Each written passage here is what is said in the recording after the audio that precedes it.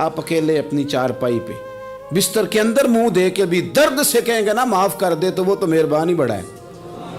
میرے نبی پاک صلی اللہ علیہ وسلم مثال دیتے ہیں، فرمایا ایک آدمی صحرا میں جا رہا، صحابہ سے حضور خطاب کر رہے ہیں، فرمایا ایک آدمی صحرا میں جا رہا تھا، اس نے اپنی اونٹنی پہ کھانا پانی پیسے ہر چیز رکھی ہوئی تھی، صحرا تھا بہت بڑا، درمیان صحرا کے گیا تو تھوڑا سا سستانے کے لیے آرام کرنے کے لیے اونٹنی سے نیچے اترا۔ اب اس نے اونٹنی کی لگام اونٹنی کی نکیل اپنے سرہانے کے نیچے رکھی، ہاتھ کے ساتھ پکڑی اور سو گیا۔ تھوڑی ہی دیر کے بعد جب اس کی آنکھ کھلی تو دیکھا اونٹنی غائب ہے۔ صحرا میں وہ پیدل نہ آگے جا سکتا ہے نہ پیچھے جا سکتا ہے، نہ دائیں نہ بائیں، کھانے کو روٹی نہیں، پینے کو پانی کا قطرہ نہیں، تھوڑا ادھر بھاگا ادھر بھاگا، تھک گیا۔ کریم محبوب فرماتے ہیں وہ پوری طرح نڈھال ہو گیا اور مایوس ہو گیا، معاذ اللہ، مایوس ہو کے دوبارہ اسی جگہ آ کے لیٹ گیا جہاں پہلے لیٹا تھا، انتظار کرنے لگا کہ اب موت ہی آئے گی، آخری وقت ہے، اب نہ میں پیدل یہ صحرا کراس کر سکتا ہوں، نہ پیچھے جا سکتا ہوں، نہ کھانا ہے نہ پانی ہے، سوائے موت کے کوئی سہارا نہیں۔ حضور فرماتے ہیں وہ رستے میں دوبارہ لیٹ گیا، اچانک اس نے رخ بدلا تو اونٹنی سامنے کھڑی تھی۔ حضور نے صحابہ سے پوچھا بتاؤ نا اسے بھلا کتنی کو خوشی ہوگی؟ یا رسول اللہ جی سے نئی زندگی مل گئی ہے۔ آپ دیکھیں نا سارے ڈاکٹروں نے کہہ دیا کہ اس کے تو گردے معدہ جگر ہر چیز ختم ہے، گھر لے جاؤ خدمت کرو، ہر طرف پریشانی ہے۔ وہ بندہ بھی سمجھ گیا ہے کہ آخری وقت آ گیا، کل جاؤں پرسوں جاؤں، تیاری ہو گئی، سب لوگ آ گئے، باہر والے بھی آ گئے، یہ ماحول ایک عجیب رنگ اختیار کر گیا۔ اچانک ایک ڈاکٹر نے آ کے کہا نہیں نہیں غلطی لگ گئی تھی۔ مجھے بتائیے انداز کیا ہوتا ہے؟ بغیر دوائی کے بندہ اٹھ کے کھڑا نہیں ہو جاتا، او میں تو بچ گیا ہوں۔ نبی پاک صلی اللہ علیہ وسلم فرمانے لگے اس کی اونٹنی مل گئی، بتاؤ بھلا اسے کتنی خوشی ہوگی؟ یا رسول اللہ وہ تو دوبارہ دنیا میں آ گیا۔ حضور فرمانے لگے اسے کچھ بھی خوشی نہیں ہوئی۔ جب کوئی رب کا گناہگار بندہ آ کے توبہ کرتا ہے، رب کو اس سے کئی گنا زیادہ خوشی ہوتی ہے۔ میرا بندہ آ گیا ہے، میرا بندہ آ گیا ہے، میرے گھر آ گیا۔ اس نے آنسو بہائے ہیں، اس نے کہا اللہ میں تیرا ہی ہوں، تیرا ہی رزق کھاتا ہوں، تیری ہی زمین پہ رہتا ہوں، تیرے نام سے میری سانسیں چلتی ہیں۔ وہ آ گیا۔ فرمایا اس اونٹنی والے سے زیادہ رب کو خوشی ہوتی ہے جب گناہگار آ کے توبہ کرتا ہے۔ گناہگاروں کے آنسو اس کی بارگاہ میں بڑے مقبول ہیں، لیکن ہم رسم ادا کرتے ہیں، توبہ نہیں کرتے۔ ہم اپنے آپ کے ساتھ دھوکہ کرتے ہیں، جھوٹ بولتے ہیں۔ اللہ تبارک و تعالی اپنے بندوں کے حق میں رحمت والے فیصلے کرتا ہے، درگزر والا معاملہ فرماتا ہے۔ جگہ جگہ قرآن مجید میں اللہ تعالیٰ نے اپنے بندوں پر رحمت کرنے کا ذکر فرمایا ہے۔ ان اللہ یغفر الذنوب جمیعا، فرمایا بے شک رب تمہارے سارے ہی گناہ معاف فرما دے گا، تم نا امید نہ ہونا، وہ معاف کر دے گا تمہیں۔ قرآن مجید میں فرمایا ان اللہ بالناس لرؤوف الرحیم، بے شک اللہ اپنے بندوں پر بڑا ہی مہربان اور نہایت ہی رحم کرنے والا، رؤوف اور رحیم ہے، بڑا مہربان ہے، کرم فرماتا ہے۔ اللہ تعالیٰ اپنے بندوں سے بڑا جلد راضی ہو جاتا ہے۔ ماں پیار کرتی ہے اپنے بچے سے، لیکن وہ ناراض بھی ہو جاتی ہے بعض چیزوں پہ، بعض معاملات اس کا دل بھی دکھاتے ہیں، بعض جگہ وہ رو کے یہ بھی کہتی ہے کہ تو نے میری محبت کا کوئی نتیجہ نہیں مجھے دیا، میری ساری کمائی تو نے ضائع کر دی۔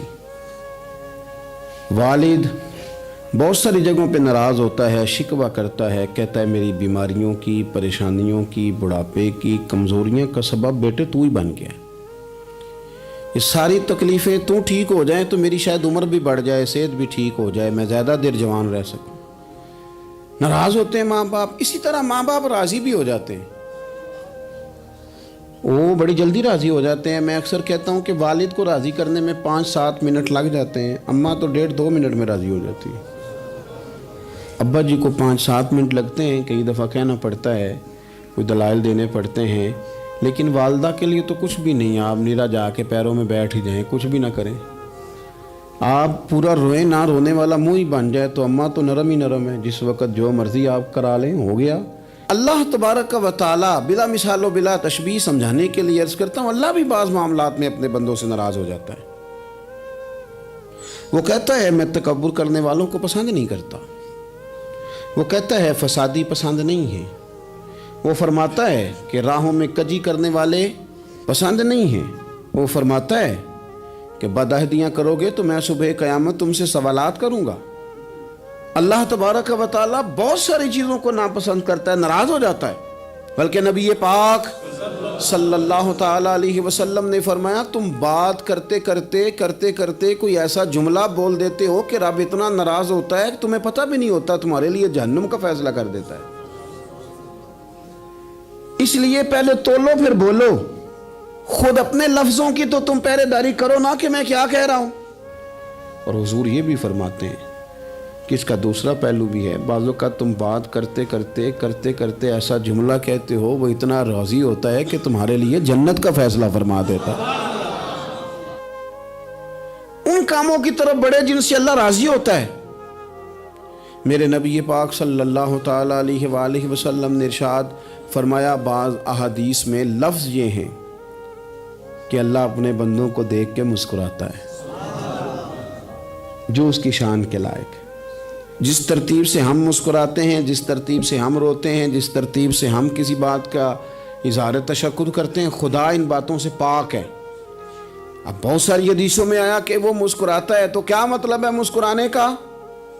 تو علماء تفسیر نے لکھا ہے مسکرانے کا مطلب یہ ہے کہ وہ بڑا ہی راضی ہوتا ہے اپنے بندے سے، بڑا راضی ہوتا ہے، یہ مطلب ہے۔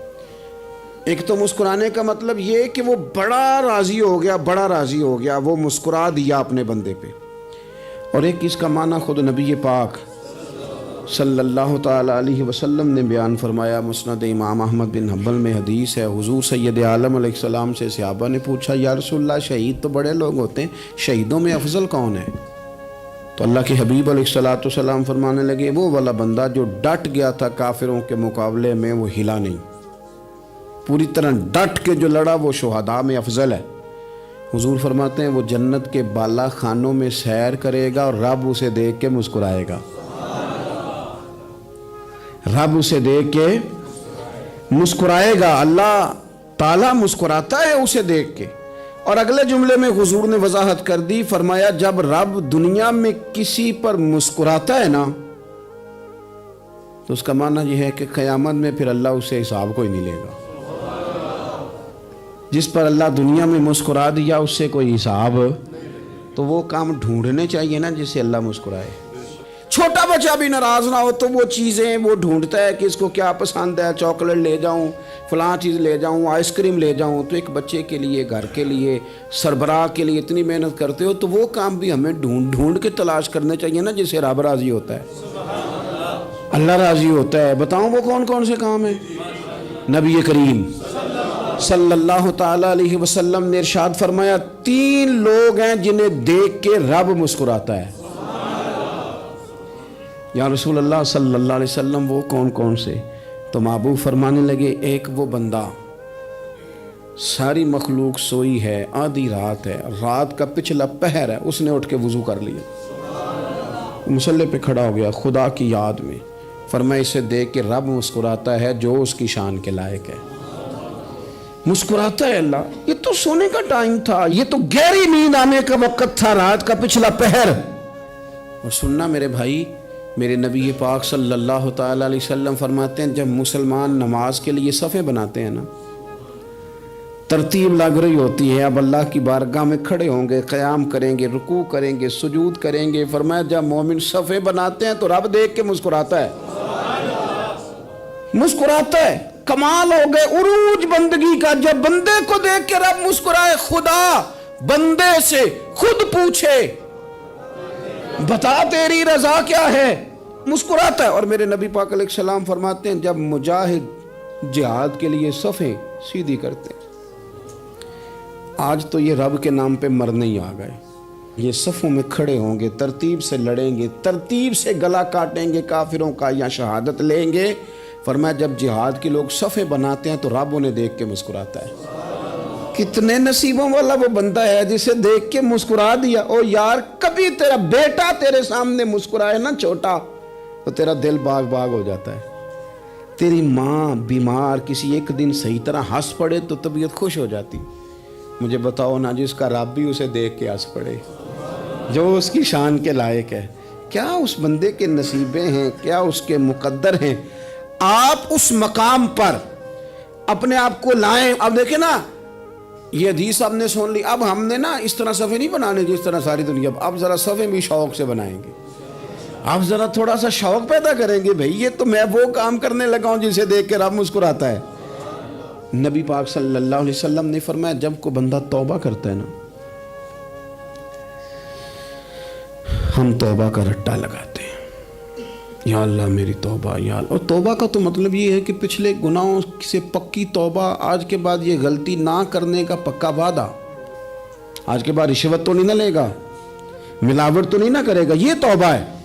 اور اگر سارے کام اسی طرح کرنے تو پھر یہ توبہ کا رٹا ہے, تو جتنا مرضی لگاؤ. حضرت علی بن ربیعہ رضی اللہ تعالیٰ عنہ فرماتے ہیں میں مولا علی کے ساتھ تھا, مقام حرہ کی طرف جا رہے تھے. حضرت علی نے ہاتھ اٹھا کے دعا مانگی ہماری تعلیم کے لیے, ورنہ حضرت علی ہم صحابہ کو محفوظ عن الخطا تو مانتے ہیں نا. ہاتھ اٹھا کے کہا اے اللہ ہمارے گناہ بخش دے, تیرے علاوہ کوئی معاف کرنے والا نہیں. اور پھر حضرت علی آسمان کی طرف دیکھا اور دیکھ کے نا حضرت علی بن ربیعہ کو تو مسکرائے.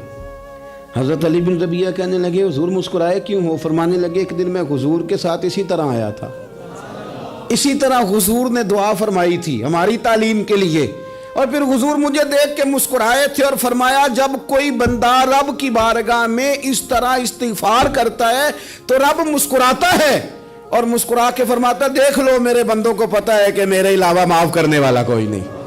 انہیں پتا ہے, تم اس کی بارگاہ میں رجوع تو لاؤ, آؤ تو صحیح دو آنسو لے کر. اقبال کہتے ہیں کہ موتی سمجھ کے شان کریمی نے چن لیا, قطرے دو گرے میرے ار کے انفعال کے.